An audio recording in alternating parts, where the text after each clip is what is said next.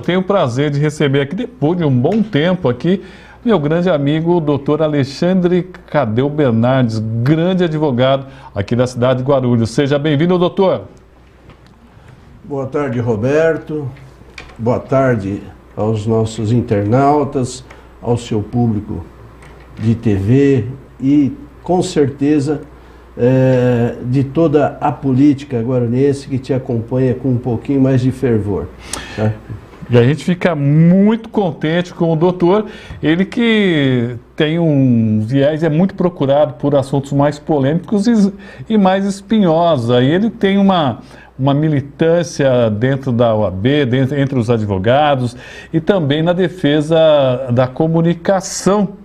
Mas ele entrou numa polêmica, e não numa polêmica, mas num caso assim, mais espinhoso, que inclusive teve repercussão nacional. Aí. É um caso de rachadinha. O que é rachadinha? Rachadinha é quando o vereador pega parte do salário do seu assessor. É um tanto quanto assustador um caso dessa dimensão, não, doutor Cadeu? Na realidade, a rachadinha nada mais é do que o crime de peculato. É um crime praticado pelo funcionário público e esteve em voga nos últimos tempos aí, envolvendo o filho do presidente, em que era comum, pelo menos as matérias não trazem, ser comum vamos dizer, a participação do funcionário público investido no cargo através de eleições, vereadores, deputados, enfim, que participam da verba de seus assessores. O que, além de, vamos se dizer, de totalmente, vamos se dizer, imoral, é ilegal. Porque é uma forma desse representante público estar, vamos se dizer, aumentando a sua própria receita, seja ela destinada ou não às suas atividades, seja ela voltada ou não para, vamos se dizer, o seu bolso ou os seus interesses, mas que não é correto.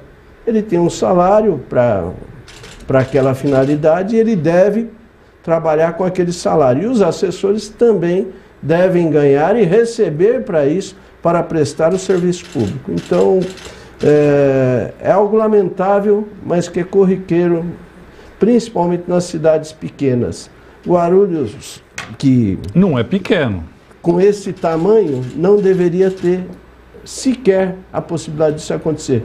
Não estamos julgando ninguém, não estamos apontando dedos, tá? E não são aqueles dedos de arminhas, tá? É bom que se diga isso, tá? Então, nesse primeiro momento, o que nós estamos fazendo é trabalhando num processo. E quem vai decidir quem está certo, quem está errado, de que forma vai ser conduzido a investigação, são as autoridades policiais, o Ministério Público, e quem vai decidir é o juiz. Os advogados são meros operadores de direitos para contribuir com essa apuração e buscar a verdade. Não estão aqui ninguém, nem eu, nem o colega que está do outro lado, tentando apontar dedos e fazendo porque essa não é a função do advogado, apontar dedo para nenhum. É mostrar o caso, não é isso, doutor? Na verdade, o que o advogado tem que fazer pura e simplesmente é contribuir para que a verdade do seu cliente venha à tona. E vou mais longe. Você já me conhece de algum tempo. Quando eu me deparo com determinados assuntos que eu não tenho convicção, quando eu não recuso a causa, eu proponho no meio da causa que ele faça um bom acordo. Muitas vezes é melhor um acordo do que uma péssima demanda. Então, procuro sempre trabalhar com a verdade do processo e com a verdade que o cliente me traz. Olha, estamos com quase 200 pessoas aqui ao vivo com a gente. Eu gostaria que vocês compartilhassem e também compartilhasse, e também pode mandar o seu questionamento, sua pergunta, e se você puder dizer de que bairro você está nos acompanhando, é bacana. A gente acaba descobrindo que pessoas de vários e vários bairros estão nos acompanhando aqui. Nesse caso aí dessa vereadora que teve, a doutora Márcia Tasquete, né? Inclusive ela fez uma live, citou muito o senhor aí, mas parece que não era ela diretamente, mas tinha uma questão de um assessor dela, o Diego, que estaria envolvido. Como é que está essa história aí? O Roberto, você foi muito inteligente, como sempre é, em colocar essa pergunta. Por quê? A Márcia fez circular parte de um vídeo que ela gravou com uma das assessoras que por acaso é testemunha no caso específico, de nome Silvia, que foi assessora dela, foi uma pessoa que trabalhou na campanha eleitoral dela e por curto espaço de tempo foi assessora dela. E ela coloca um áudio que a Márcia gravou, sem a pessoa estar sabendo, tá? Lá de março de 2021, ou seja, 8 meses antes da denúncia da rachadinha acontecer, em que a Márcia questiona essa testemunha e pergunta: eu te pedi alguma coisa, de mim saiu alguma coisa da minha boca, eu queria parte do teu salário? E a pessoa responde claramente que diz: não, você não me pediu. Só que se você pegar o processo lá de trás, todos eles são testemunhos, e a testemunha principal fala que não foi a Márcia que pediu. Quem pedia por ela, e ela indicava para ir conversar sobre o cargo, funções e etc., com o Diego Villani. Uhum. E toda essa conversa de rachadinha passa por esse assessor de gabinete da doutora Márcia, que então tem sim um fundo de verdade, porque a própria Márcia, nesse áudio cortado, que ela não deixa ele total aberto, ela fala com essa pessoa que ouviu um zum, zum, zum. Olha o tempo, março de 2021. A denúncia da Kátia, tá, que é a parte adversa dela no processo, só acontece em dezembro de 2021. Ou seja, 8 meses antes, 9 meses antes, a Kátia já sabia daquilo que viria a ser denunciado lá na frente. Então a pergunta que eu te faço é o seguinte: por que não tomou providências? Por que não chamou o seu Diego e falou: seu Diego, o que está acontecendo aqui? Por que naquela ocasião não instaurou um procedimento criminal para apurar essas conversas? E aí tem um outro caso que eu queria que o senhor também já colocasse nessa questão aí, que foi um pedido de sigilo.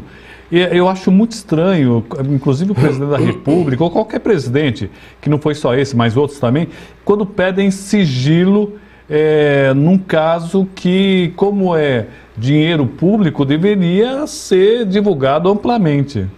Inclusive na entrevista que teve, na matéria que teve no SPTV, eu fui consultado se eu queria falar sobre o processo em si. Assim como o advogado da Márcia foi consultado e a própria Márcia falou que tinha que ser dito ali naquele momento. Naquele momento eu achava que eu não deveria falar nada desse processo.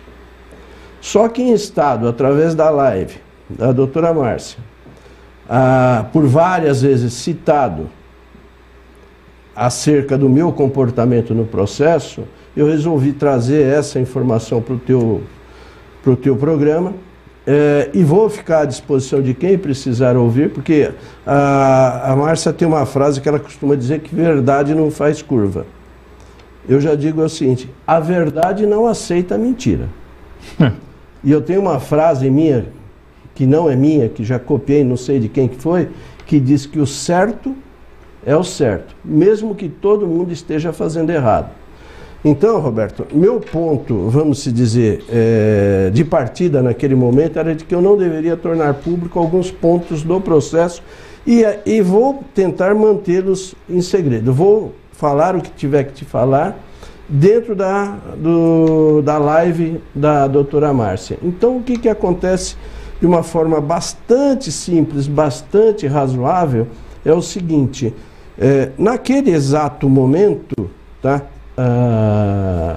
Em que foi feita a busca e apreensão e tudo mais, não tínhamos, nem eu e nem ninguém, conhecimento do que iria acontecer. Por isso, Acredito que eu não teria que ter sido atacado, como o próprio jornalismo da Globo não teria que ter sido atacado, como penso que o Ministério Público e o delegado não têm que ser atacados, porque foi um ato natural, normal. Ninguém engendrou isso e agora vou sair em defesa do prefeito, mesmo sem ser advogado dele. Muito menos o senhor prefeito teria interesse de fazer. E acho que não tem condições, competência para interferir no trabalho da polícia para determinar a busca e a apreensão no dia de uma manifestação da doutora Márcia. Ou ela acha que ela tem essa importância a ponto de terem que engendrar advogado, prefeito, Ministério Público, juiz, delegado, um ato desse só para prejudicar uma manifestação de 50 pessoas em frente ao Paço Público. Aliás, o Ivanildo pergunta, o Diego continua na assessoria da vereadora? Eu não sei. Continua. Ele continua desde março de 2021, quando ela tomou conhecimento do assunto, ela fez vários áudios gravados em sigilo, tá? E não fez nada de lá para cá, e ele continua lá. Deve estar sendo bem para ele e fazendo bem para ela. Muita gente nos acompanhando aqui, quero agradecer a todos. Quem mais aqui? Dr. Werner Gelber, boa noite a todos. Boa noite.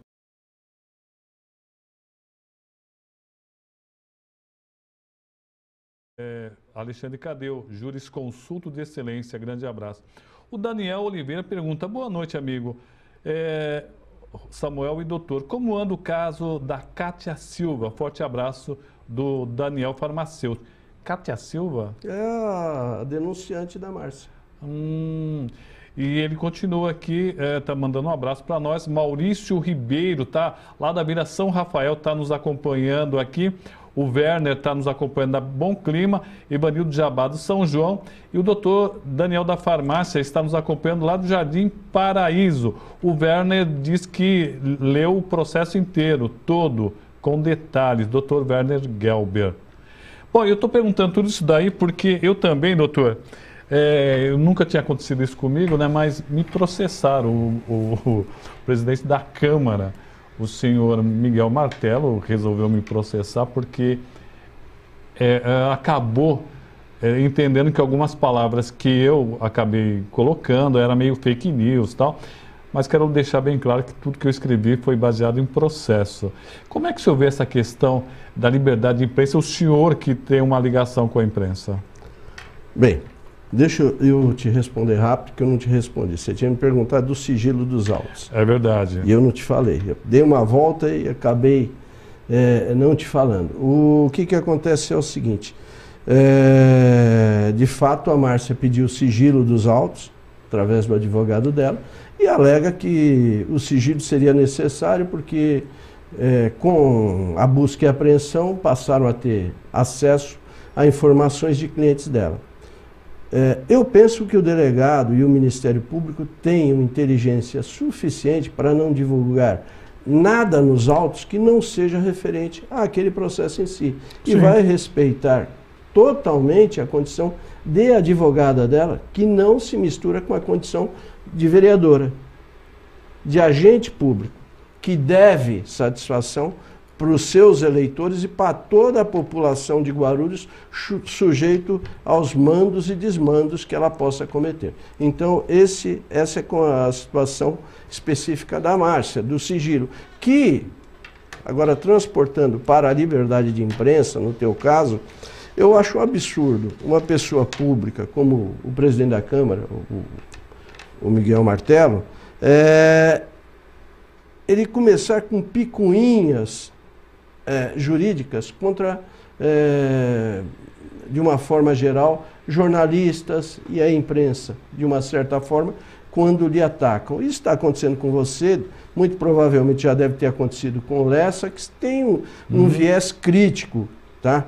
E o que eu penso, de uma forma geral, até por ser diretor de boa parte, vamos dizer, de órgãos de imprensa dessa cidade, de jornalistas, é que é necessário o debate público, é necessário que tudo haja e aconteça de uma forma transparente. Eu sou totalmente contra qualquer cerceio à liberdade de opinião, à liberdade de imprensa, à apuração de fatos. Se aquilo que eventualmente o jornal ou o jornalista, o crítico de uma forma geral, exceder, ele vai ter que responder. Para isso Sim. temos toda a legislação constitucional e toda a legislação civil garantindo ao ofendido a justa indenização pelos excessos. Como aquilo que eu estou falando aqui, pode ser que redunde em algum tipo de ação.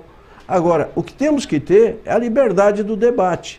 É que o jornalista, que o órgão de imprensa leve para a população fatos do seu conhecimento e permita o debate público, permita que seja apurada a conduta daquele agente público de uma forma geral. Não é só baixar a cabeça, balançar a cabeça para as coisas boas que acontecem. Tem que trazer ao debate as questões críticas de uma forma geral. E eu acho que nesse ponto, Roberto, eu te conheço já de algum tempo. Eu tenho certeza que você deve ter embasado a tua matéria em algum elemento concreto. Você não ia tirar as coisas da tua cabeça. Olha, tinha um monte de assunto aqui. Eu tinha até anotado aqui, tem um nome aqui, o Lucas Neves. É importante esse assunto, doutor, do Lucas. O Lucas Neves, os áudios dele, ele é testemunha da Márcia no processo. Disse um monte de coisa, aventou. O áudio dele fala por ele. O áudio dele está no processo. Qualquer um que puder entrar no processo, faz um link, escuta o que ele falou e depois vê o testemunho que acredito eu que ele tenha sido obrigado a dar, que uma coisa contraria a outra. No áudio, ele diz que sabe do esquema das rachadinhas. Ele diz que ouviu, que viu e sabia que é verdade. E de repente ele aparece fazendo atas notariais dizendo que não. Ou a palavra dele falada é mentirosa, e para ele é feio um negócio desse, ele é pastor. Apesar da pouca idade, Sim. ele se divulga como pastor. Então é um religioso, eu tenho que respeitar o fundamento religioso dele também. Isso até é crítico para nós aqui, de certa forma. E ou ele mentiu ali, ou ele mente na escrita. Em algum dos dois momentos ele mentiu. Eu não gostaria que fosse, tá? Naquele momento que me parece que ele foi espontâneo demais em suas declarações, porque é um áudio falado, sabe, sem intenções de nada. Na palavra escrita você corrige algumas coisas que você fala de excesso. Olha, eu vou fazer o seguinte, eu vou convidar o doutor para um outro dia, porque muita coisa aqui. O Manuel está nos acompanhando lá dos Malvinas, doutor Daniel da Farmacêutico, lembrando que quem acha que processo de rachadinha não dá em nada, doutor Vitor da Farmácia ganhou a eleição de 2021 e não levou, devido a processo de rachadinha. Manuel ainda fala algumas coisas, esse tal de martelo deve esconder de muita coisa ruim. O secretário adjunto de Segurança, Ricardo Melquiades. Boa noite, Roberto. Boa noite, doutor. Cadê o excelente entrevista? Quem mais aqui? Kátia, quem não quer ser visto ou criticado, não vá para a política. Doutor Nelson Luiz Júcio, como vê o caro Cadeu as críticas que acabam fazendo pré-julgamentos? Um minuto para o senhor responder essa questão aqui. Como ver o doutor Cadeu as críticas que acabam fazendo pré-julgamentos? Se você tem uma concepção pré-concebida, que é a condição de você fazer um pré-julgamento, por certo que você tem base para aquilo que você vai sustentar. Eu não sou de pré-julgar nada, mas eu tenho opiniões definidas e definitivas, que posso até mudar. Mas com o tempo, eu até diria melhor, o tempo é o senhor da verdade. Tá? Essas minhas concepções podem cair por terra. O doutor Júcio, eu conheço ele, nós temos tido alguns debates mais de cunho político, porque eu tenho uma visão sobre o governo federal que não é boa. Eu acho que não estamos vivendo um bom tempo, não estamos vivendo uma boa economia, e o preço da gasolina, do leite, de tantas outras coisas, é a prova maior de tudo que nós estamos passando. Mas respeito a posição dele. Ele acha que, para o que ele já viveu, está bom. Então, respeito, mas isso não me tira a liberdade de pré-julgar alguns acontecimentos. Pré-julgar com base em visões que eu tenho de política, de Estado, de cidadania, de democracia e de liberdades. Sua experiência, né? E de liberdades. Isso não quer dizer que eu estou pré-julgando. É diferente. Eu estou criando uma definição sobre um fato que eu acho que tem fundamento. Agradecer ao doutor Alexandre Cadeu Bernardes. Quem quiser procurá-lo, entra nas redes sociais. Doutor Alexandre Cadeu Bernardes. Cadeu Bernardes. Muito obrigado, doutor. A satisfação de estar aqui é sempre minha. Fico, como que eu vou te dizer, lisonjeado sempre que você me faz o convite, apesar de muitas vezes que já estivemos aqui, mas você é o que eu sempre falo, você enriquece o nosso conhecimento, porque sempre colabora com os nossos esquecimentos e com aquilo que a gente vai aprender ainda. Muito obrigado e obrigado a todo esse público. Agradecer também ao Jefferson William Gomes, está dando boa noite para nós aqui.